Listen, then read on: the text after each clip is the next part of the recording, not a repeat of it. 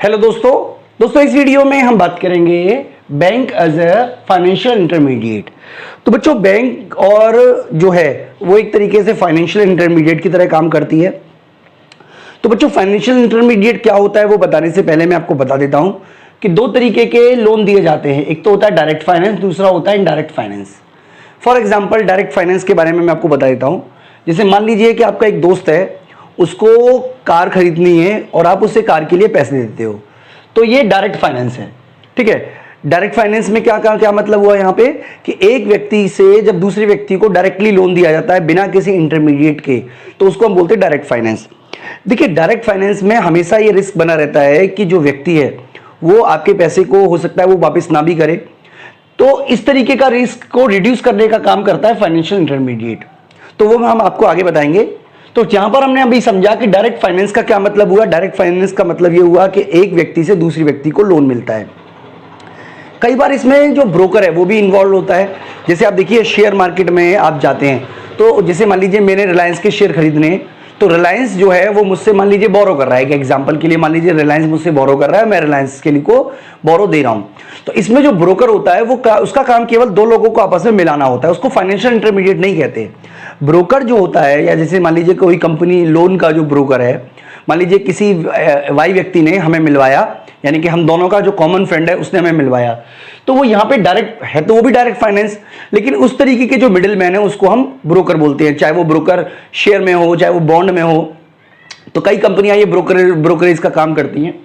अगर हम बात करें इनडायरेक्ट फाइनेंस की, तो इनडायरेक्ट फाइनेंस में क्या होता है, फाइनेंशियली इंटरमीडिएटरी मौजूद होता है। इनडायरेक्ट फाइनेंस में जैसे देखिए क्या होता है, मान लीजिए कि मेरे को लोन देना है किसी व्यक्ति को, तो मेरे पास जो पैसा है या कई लोगों के पास जो पैसा है, वो सारा पैसा जो है वो जब किसी इंटरमीडिएट के थ्रू किसी और व्यक्ति के पास जाएगा, ठीक है, तो इसको बोलते हैं इनडायरेक्ट फाइनेंस। यानी कि इनडायरेक्ट फाइनेंस में जो मिडिल मैन होता है, जिसको हम बोलते हैं इंटरमीडिएटरी, उसका रोल बहुत इंपॉर्टेंट होता है।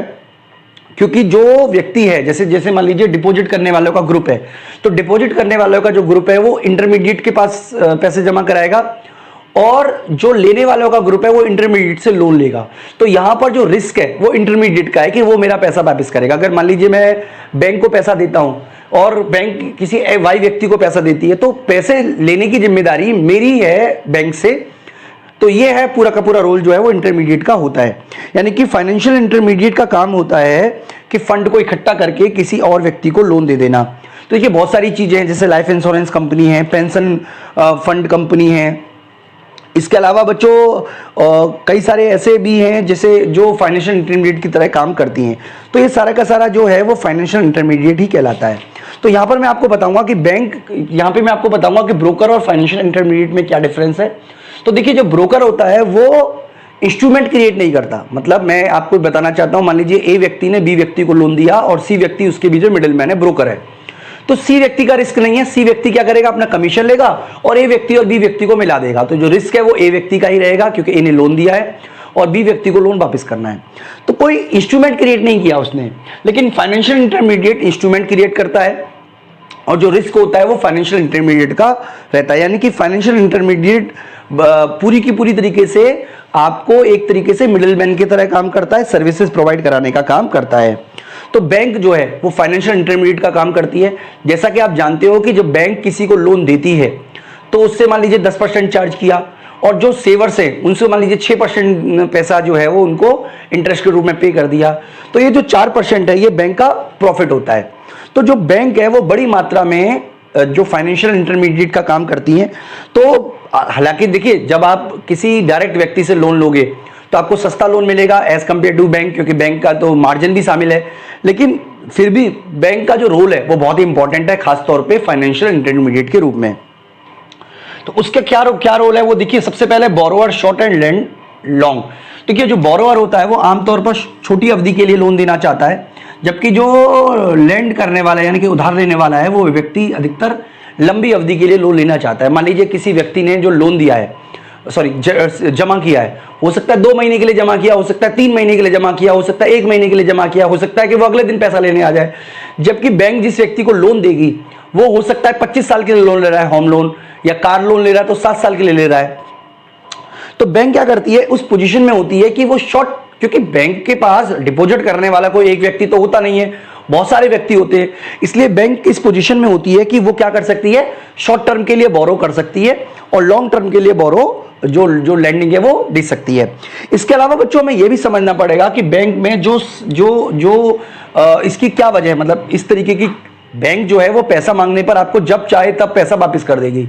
अगर मान लीजिए किसी भी समय बैंक पैसा मांगने पर पैसा वापस नहीं करती है तो पूरा का पूरा सिस्टम कोलैप्स हो जाएगा, बैंकिंग सिस्टम। इसलिए बैंक को पैसा मांगने पर इसलिए वापस कर देती है क्योंकि बैंक जो है, यहां पर देखिए सबसे पहले हम बता रहे हैं कि इस तरीके का जो फायदा है वो क्यों कर पाती है बैंक, क्योंकि नंबर ऑफ डिपॉजिटर बहुत लार्ज होते हैं, बहुत सारे ऐसे डिपॉजिटर्स होते हैं। जैसे मान लीजिए 100 लोग अगर पैसा निकालने आते हैं बैंक से, तो हो सकता है 120 लोग जमा कराने भी आए, क्योंकि बैंक में डिपॉजिटर बहुत ज्यादा होते हैं। अगर कोई एक डिपॉजिटर होता या मान लीजिए 10 डिपॉजिटर होते तो बैंक का सिस्टम काम ही नहीं करता। बैंक का सिस्टम काम ही इसलिए कर रहा है क्योंकि नंबर ऑफ डिपॉजिटर बहुत लार्ज हैं। इसके अलावा बच्चों बैंक जो होती है उसको अपनी पूरी जो डिपॉजिट है उसका एक हिस्सा मिनिमम रिजर्व के रूप में रखना पड़ता है, जिससे कि वो जिन भी व्यक्ति को पैसा की जरूरत है उनको वो भरपाई कर सके, यानी कि जो भी व्यक्ति पैसा लेने आता है उसको वो कंपनसेट कर सके या दे सके। तो ये पॉसिबल इसलिए हो पाता है क्योंकि बैंक जो होता है वो मिनिमम रिजर्व अपने पास हमेशा रखती है। तीसरा इसलिए पॉसिबल हो पाता है क्योंकि बैंक जो लोन देती है वो एक बहुत ही लॉन्ग टर्म के लिए बहुत ही स्मॉल फ्रैक्शन होता है। देखिए बैंक जो होती है वो कई तरीके के लोन देती है, शॉर्ट टर्म लोन, ठीक है, मीडियम टर्म लोन और लॉन्ग टर्म लोन। तो ऐसा नहीं है कि वो सारा का सारा पैसा जो भी उसके पास है वो सारा का सारा लॉन्ग टर्म लोन दे देती है। बहुत ही छोटा सा फ्रैक्शन होता है टोटल लोन का, वो लोन के रूप में देती है लॉन्ग टर्म में, इसलिए इतना कोई फर्क नहीं पड़ता पूरे के पूरे सिस्टम पर। तो इसलिए कहा जाता है कि जो बैंक का सबसे बड़ा बेनिफिट क्या होता है कि वो शॉर्ट टर्म के लिए लोन लेती है या डिपॉजिट स्वीकार करती है या अपने पास सेवर्स का पैसा रखती है और लॉन्ग टर्म के लिए लोन दे पाती है। क्योंकि डिपॉजिट करने वाले 10,000 लोग हैं मान लीजिए, तो इसके प्रोपोर्शन में लोन लेने वाले केवल 10 लोग होंगे या 100 लोग होंगे, तो इसलिए ये पॉसिबल। तो बच्चों दूसरा जो बेनिफिट है वो है पूलिंग मैनी स्मॉल डिपॉजिट्स। देखिए पूलिंग का मतलब होता है इकट्ठा करना। तो बैंक क्या करती है, बहुत सारे ऐसे सेवर्स होते हैं जिनके पास बहुत कम अमाउंट में पैसा होता है, मान लीजिए किसी के पास 100 रुपए हैं, किसी के पास 1000 रुपए हैं, तो बैंक क्या करती है इन सभी को पूल करने का काम करती है, यानी कि वो इकट्ठा कर लेती है। कि मान लीजिए आपके पास 1000 रुपए हैं और आप किसी को 1 लाख रुपए लोन देना चाहो तो ये पॉसिबल नहीं है क्योंकि आपके पास 1000 रुपए हैं। लेकिन बैंक क्या करती है, ऐसे बहुत सारे लोगों को जानती है जिनके पास 1000 रुपए हैं, तो वो बैंक के पास पैसा डिपॉजिट करते हैं और बैंक उनको किसी ऐसे व्यक्ति को लोन दे देती है जिसको उसकी जरूरत है। तो इस पूरे के पूरे काम को बोलते हैं पूलिंग। हालांकि जब बैंक लोन देती है तो कोई ना कोई जो पैसा है वो मॉर्गेज के रूप में अपने पास रखती है ताकि बैंक का जो पैसा है वो सिक्योर बना रहे। इसके अलावा बच्चों अगला जो बैंक का काम होता है वो है रिड्यूस रिस्क। देखिए अगर आप किसी को लोन देते हो तो हमेशा याद रखिएगा रिस्क तो रहता ही है। आपने मान लीजिए किसी को डायरेक्ट फाइनेंस किया, सपोज कि एग्जाम्पल के रूप में कि आपने क्या किया, आपका फ्रेंड कार के लिए पैसा लेने आपको आया और आपने उसको 1 लाख रुपए उधार दे दिए, तो इस बात के चांसेस हमेशा बने रहेंगे कि वो आपका सारा का सारा पैसा डुबो दे।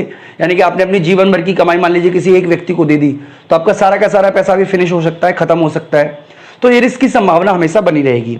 इसके अलावा मान लीजिए अगर आप बहुत सारे लोगों को देते हो, यानी कि मान लीजिए आपने क्या किया, आपके पास मान लीजिए 1 लाख रुपए और आपने 1-1 हजार रुपए 100 लोगों को दे दिए, तो उनको मैनेज करना बड़ा मुश्किल काम है। लेकिन bank as a financial intermediate ये काम करती है, यानी कि वो रिस्क को रिड्यूस किस तरीके से कर देती है, क्योंकि बैंक के पास लोन लेने वाला कोई एक व्यक्ति तो होता नहीं है, बहुत सारे व्यक्ति लोन लेने वाले होते हैं। तो इसी तरीके से बैंक ये मान के चलती है कि कुछ लोग तो डिफॉल्ट करेंगे लेकिन सारा का सारे लोग तो डिफॉल्ट करेंगे नहीं, इसलिए बैंक आपका जो रिस्क है उसको डाइवर्सिफाइड कर देती है, जिसकी वजह से आप पैसा बैंक में सेव कर पाते हो, उसके बदले आपको ब्याज मिल पाता है। इसके अलावा बच्चों अगला जो फायदा है वो है आपका इकोनॉमाइज ऑफ ट्रांजैक्शन कॉस्ट। देखिए जब आप किसी को लोन देते हो तो बहुत सारी ट्रांजैक्शन कॉस्ट आती है। सबसे बड़ी ट्रांजैक्शन कॉस्ट आती है किसी भी बोरोवर की जो क्रेडिट वर्थनेस है उसको पता करना।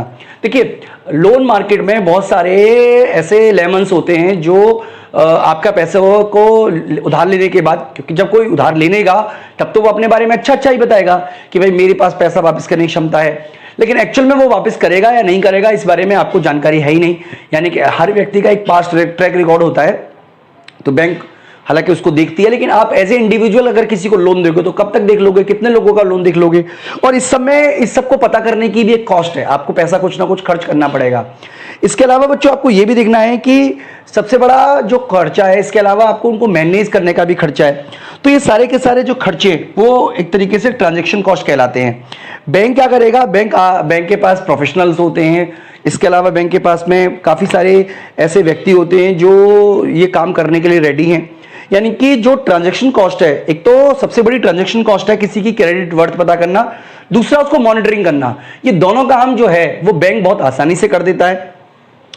तो इस तरीके से बच्चों हमने समझा कि बैंक जो है वो फाइनेंशियल इंटरमीडिएट की तरह किस तरीके से हमारी हेल्प करता है। बच्चों मैं उम्मीद करता हूं कि आपको ये वाला कंसेप्ट समझ में आ गया होगा, बहुत आसान सा कंसेप्ट था। इस वीडियो में इतना ही, थैंक यू।